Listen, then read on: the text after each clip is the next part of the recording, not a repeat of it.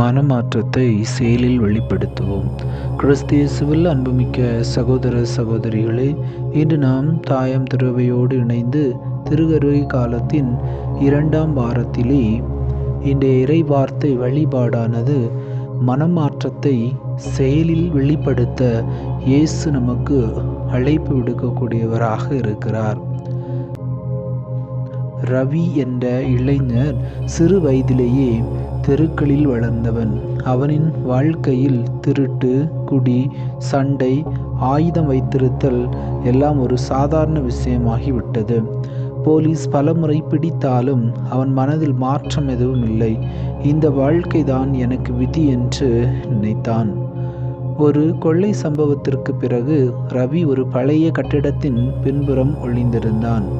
அங்கே பக்கத்திலே இருந்த ஆலயத்திலே பங்கு பணியாளர் திருப்பலி நிறைவேற்றி கொண்டிருந்தார். அப்பொழுது அந்த ரவி என்கின்ற இளைஞன் அந்த ஆலயத்தினுடைய ஒரு பகுதியிலே போய் தப்பித்து கொள்ள முயற்சி செய்தான். அப்பொழுது அங்கே பங்கு பணியாளர் மறையுரையாற்றி கொண்டிருந்தார். மறையுரையாற்றி கொண்டிருந்த பொழுது அவர் கூறிய வார்த்தை யாக்கோபு 4ஆம் அதிகாரம் இறை வார்த்தை 8. கடவுளுக்கு அருகே வாருங்கள், அவர் உங்களுக்கு அருகே வருவார் என்றார். ரவி அந்த நேரத்தில் தன்னுடைய உள்ளத்திலே நினைத்தார், என்னை போன்ற ஒருத்தருக்கு கடவுள் அருகே வருவாரா? அந்த ஒரு வாக்கியம் அவன் உள்ளத்தை மாற்றியது. அந்த இரவே எல்லா விதமான தவறான வழிகளை விட்டுவிட்டு உடனே ஆலயத்திற்கு உள்ளே சென்றார். அந்த அருள் பணியாளரை சந்தித்தார். தன்னுடைய எல்லா பாவங்களுக்கும் என்னை மன்னித்து விடுங்கள் என்று சொன்னார். மேலும் அவன் பதறிய குரலில் சொன்னான், நான் ஒரு திருடன், நான் தகுதியற்றவன், ஆனால் நான் இனி இப்படியே இருக்க விரும்பவில்லை. அவன் அழுதபடியே பாவங்களை ஒப்புக்கொண்டான்.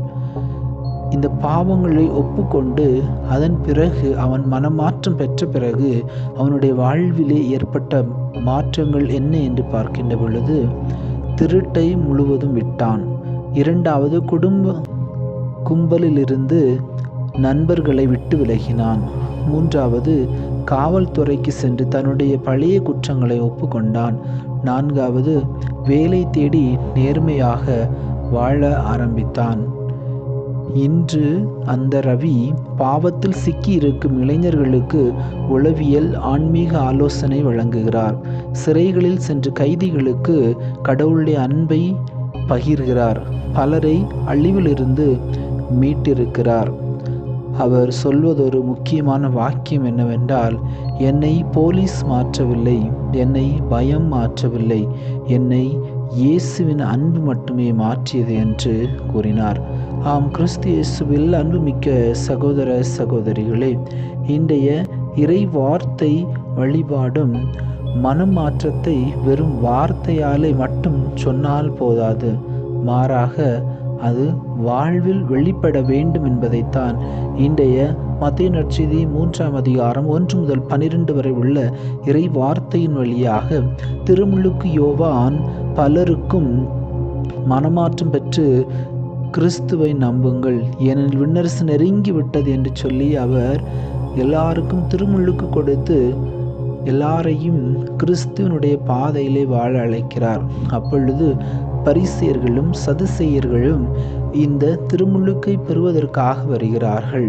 உடனே திருமுழுக்கு யோவான் சொல்லக்கூடிய வார்த்தை, விரியன் பாம்பு குட்டிகளை கடவுள் தரக்கூடிய தண்டனையிலிருந்து நீங்கள் தப்பிக்க இயலுமா என்கின்ற அந்த ஒரு கேள்வியை அவர் கேட்பதோடு மட்டும் நின்று விடாமல் திருமுழுக்கு யோவான் கூறிய ஒரு முக்கியமான வார்த்தை, மனம் மாற்றத்தை உங்களுடைய செயலிலே நீங்கள் வெளிப்படுத்துங்கள் என்பதைத்தான் திருமுழுக்கு யோவான் இன்றைக்கு நமக்கு தரக்கூடிய ஒரு மைய சிந்தனையாக அமைந்திருக்கிறது.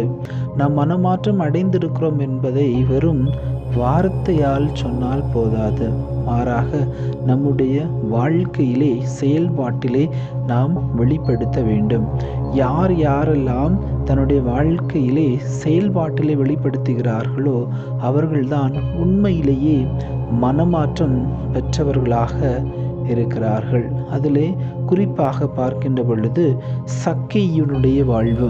சக்கேயு முதலிலே அதிகமாக வரி வசூலித்து மக்களை காயப்படுத்தி ஒருவராக இருக்கிறார். எனவே ஆண்டவர் இயேசுவை பார்ப்பதற்காக அத்திமரத்தின் மேலே ஏறுகிறார்.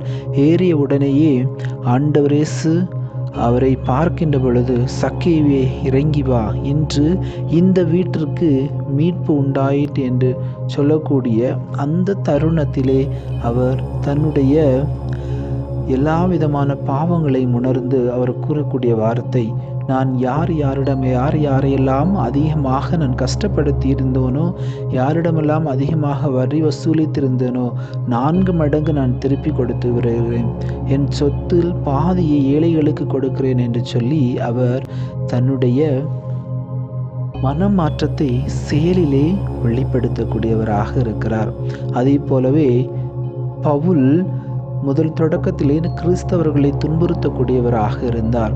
அவர் யூத சட்டத்திலே அதிகம் ஊறியவராக, யூத சட்டத்திற்கு அதிக முக்கியத்துவம் கொடுத்ததால் அவர் கிறிஸ்தவர்களை அடிமைப்படுத்தினார். கிறிஸ்தவர்களை பலரை துன்புறுத்தி காயப்படுத்தினார். ஆனால் தமஸ்கு நோக்கி செல்லக்கூடிய அந்த பாதையிலே இயேசுவை சந்தித்த பின் அவர் செய்த மாற்றம் உலகமே மாற்றும் சக்தியாக இருந்தது. அவர் பலமுறை சிறைச்சாலை சென்றார், பலமுறை கல்லால் எறியப்பட்டார், பலமுறை அவர் பலரிடமிருந்தும் பலவிதமான துன்பங்களுக்கும் துயரங்களுக்கும் இன்னல்களுக்கும் ஆளானாலும் பவுல் இறுதி வரைக்கும் மனமாற்றத்தை தன்னுடைய வாழ்விலே வெளிப்படுத்தக்கூடியவராக இருந்தார். குறிப்பாக அவர் சொல்லக்கூடிய வார்த்தை, கிறிஸ்துவை தனதாக்கி கொள்ள நான் எல்லாவற்றையும் வெறும் உப்பை என கருதுகிறேன் என்று சொல்லி, இந்த உலகம் தரக்கூடிய எல்லா விதமான செல்வங்கள், ஆசைகள் எல்லாவற்றையும் விட்டுவிட்டு இயேசுவுக்கு மட்டும் அவர் முக்கியத்துவம் கொடுப்பவராக இருந்தார். இவ்வாறு அவர் தன்னுடைய மனமாற்றத்தை செயலில் வெளிப்படுத்தக்கூடியவராக இருந்தார்.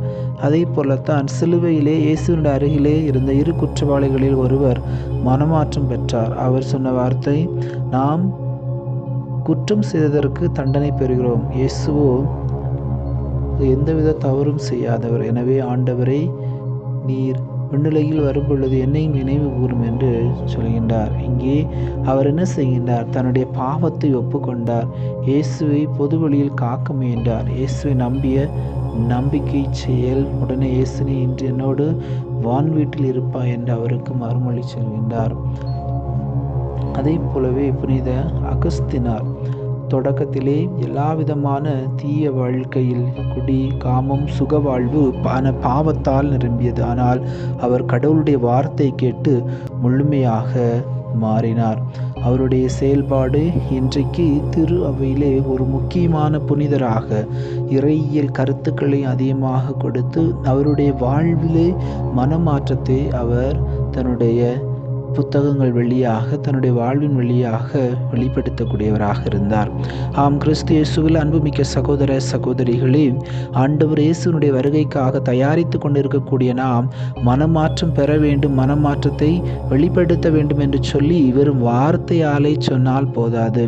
எப்படி இன்றைய நற்செய்தி வாசகத்திலே திருமுழுக்கு யோவான் அந்த மறைநூல் அறிஞர் பரிசேயர் சதுசேயர்களை பார்த்து, நீங்கள் உங்களுடைய மனமாற்றத்தை செயலில் காட்டுங்கள் என்று சொன்னதைப் போலவே நம்முடைய குடும்பங்களிலும் கூட நாம் மனமாற்றத்தை வெறும் நான் மனம் மாறிட்டேன், நான் இனி குடிக்க மாட்டேன், நான் இனி எந்த விதமான பாவ செயல்களிலும் ஈடுபட மாட்டேன், நான் இனி யாரையும் திட்ட மாட்டேன், நான் இனி யாரிடமும் கோபம் கொள்ள மாட்டேன், நான் இனி யாரையும் அழிக்க மாட்டேன், நான் இனி யாரையும் பொறாமைப்பட மாட்டேன், நான் இனி யாரிடமும் தவறாக பேச மாட்டேன் என்று சொல்லி நாம் சொல்லக்கூடிய வார்த்தையால் மட்டும் நின்றுவிடக்கூடாது. மாறாக இவை எல்லாவற்றையும் நம்முடைய செயல்பாட்டிலே நாம் கொண்டு வர வேண்டும்.